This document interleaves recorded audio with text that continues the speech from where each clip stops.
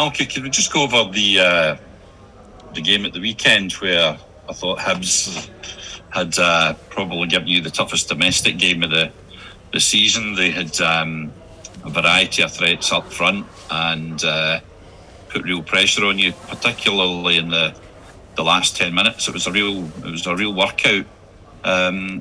Is that the kind of challenge that you enjoy, or would you rather get the game over more quickly?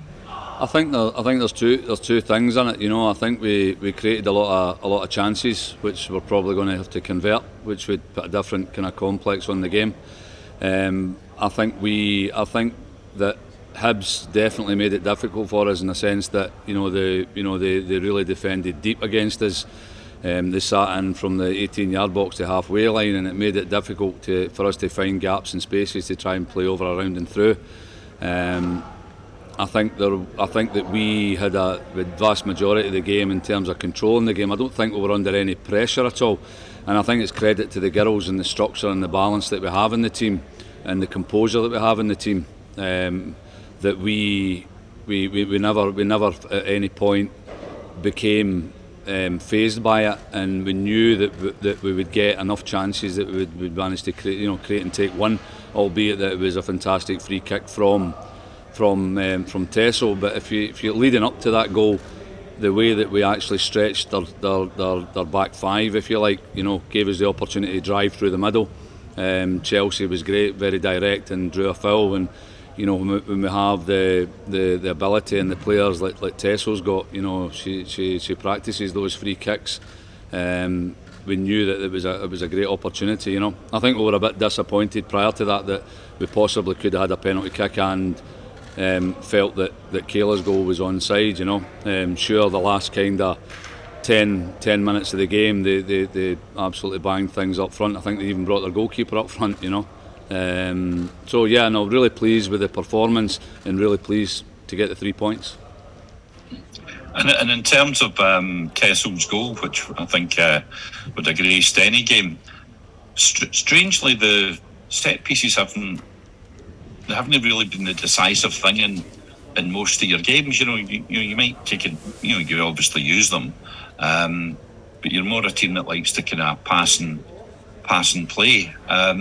In terms of that, has that given you any thoughts for taking advantage of those dead ball situations? I think we know that if we get around the box, we have got players there. I mean, Tesso's just one that you've named, but there's other players there. Lizzie Arnott's fantastic. If you look at her set pieces, corner kicks and stuff like that, her delivery is excellent. So there's fine details that we'll always work on. One of which is our quality, and whether it's our quality further back the park in terms of our pass or our choice of pass, or like we're talking about there, Mark. We're talking about being run about the box and having to create those opportunities to score. I think we actually mentioned it in a meeting when we spoke to Kayla, in the Benfica game where she had minimum amount of chances to score, but the two chances she took, and that's real quality, from a striker. So I think we know that in the Hibs game, for example, we know it's a kind of false position that Hibs were in because they're a good side. Just like Motherwell we're going to play at the weekend. They're well organised, they're well drilled. But it's up to us as a group, a collective, to find solutions and break them down. And in terms of the two games in short succession coming up, in terms of your injuries and suspensions, what are your? I know that you'll probably train on Saturday, but in terms of how the squad's looking just now, are there many major omissions? No, we've got some real positive news in that Cathy Hill's now got her football boots on, and she's on the field and she's training. So that's a real positive for everybody. What a lift that's gave. I think I spoke earlier about the dynamic of the group, and we've got a real strong bond and relationship between the girls, and the lift that Cathy gave us by coming out to training at the start of this week has been great. It's just added to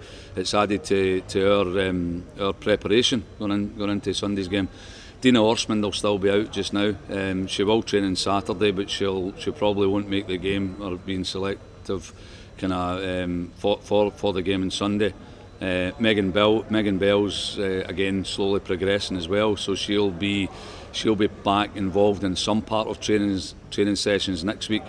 So the only real one that's out and is unfortunate is Jane Ross. And in terms of the Motherwell team, you beat them 4-0 earlier this year. Last season, maybe not such a big goal differential. In terms of the fact that it's a cup game, are you expecting them to change their attitude to the game for the cup? No, I think what's evident in the league is that all teams, and certainly that we've noticed that when we look at footage of oppositions that are playing against each other, all of those teams when they come to play Rangers, they have an extra edge, and we're aware of that as a group. That teams definitely want to beat us, and want to try and get a positive result.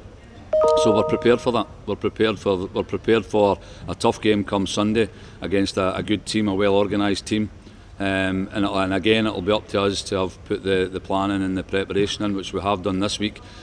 But again, over to the players. The minute they step over the white line, it's down to them to find the solutions in the moment.